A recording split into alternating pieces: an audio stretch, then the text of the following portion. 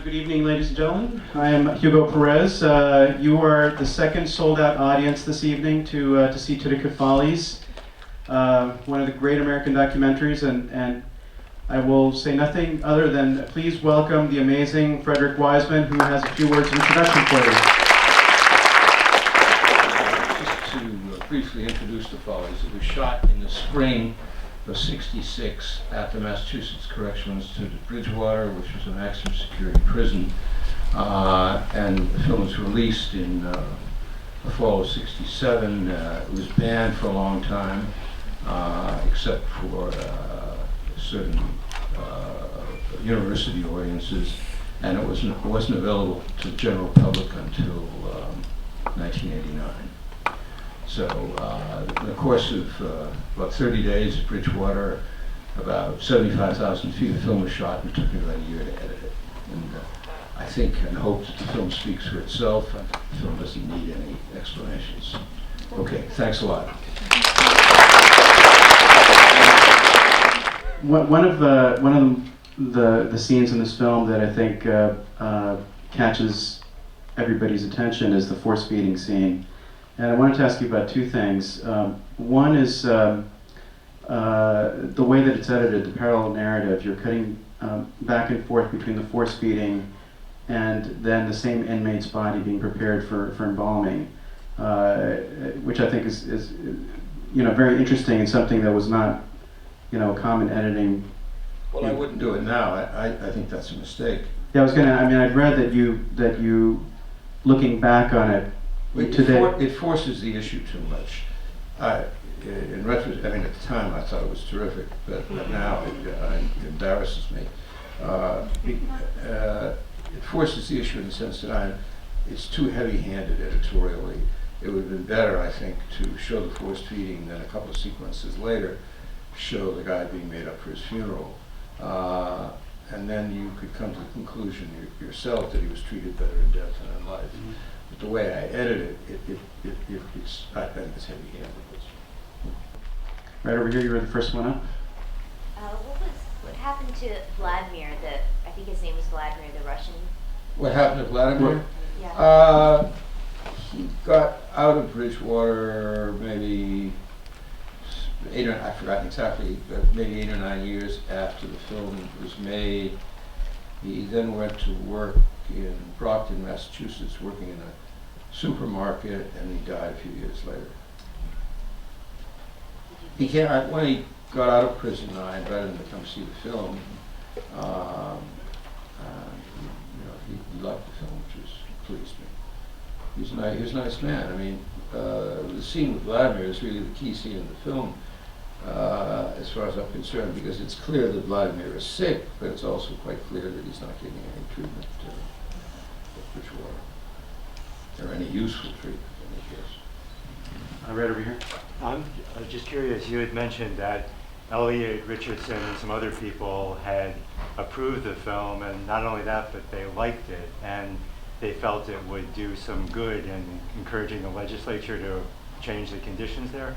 Was it actually begun as an advocacy project under the auspices of certain officials? Well, in the mid-'70s, long after Richardson had gone to greater glory, there was a new prison built, and a lot of the inmates at Bridgewater had been there for many years, some for 40 or 50 or 60 years, were discharged. The prison population went down from about 900 to about 350, and they had a modern building.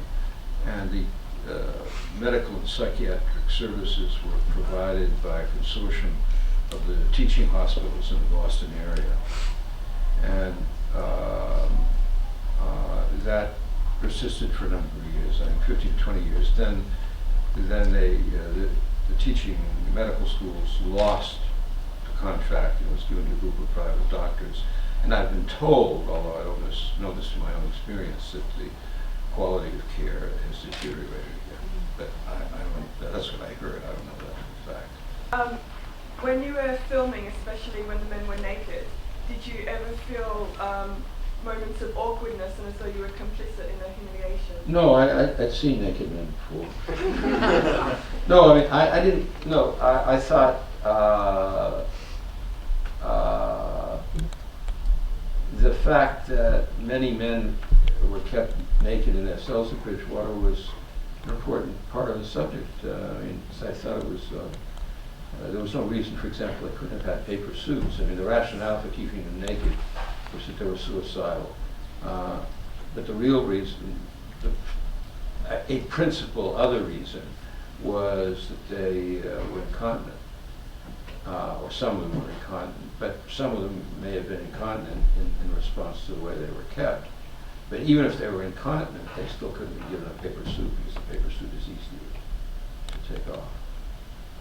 But the guards didn't, it was really because the guards objected.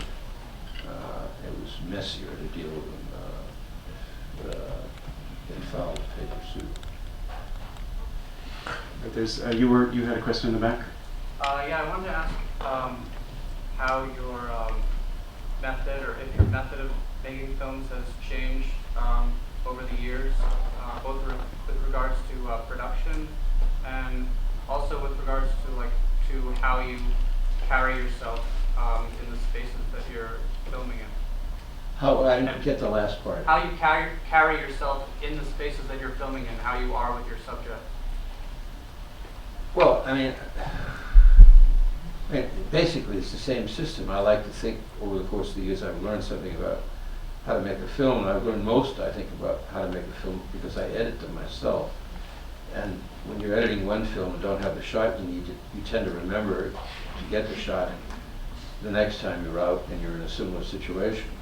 But basically it's pretty much the same system. Small crew, I don't do any research, the shooting is the research, shoot a lot of film, anywhere from the least it's about 75 hours, the most is 250, and I figure it out in the editing, and I don't even begin to think about structure until I'm 7 or 8 months into the editing, when I've edited all the sequences that I think might make it into the final film.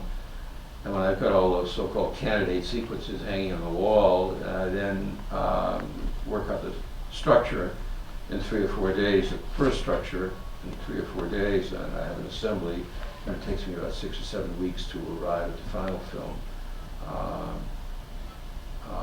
And at that point it's mainly working on the rhythm, on the internal rhythm within the sequence, and the relationship between the sequences, and then the last thing I do is look at all the rushes all over again to see if there's anything that I've forgotten that might solve a problem that I think I'd adequately resolved.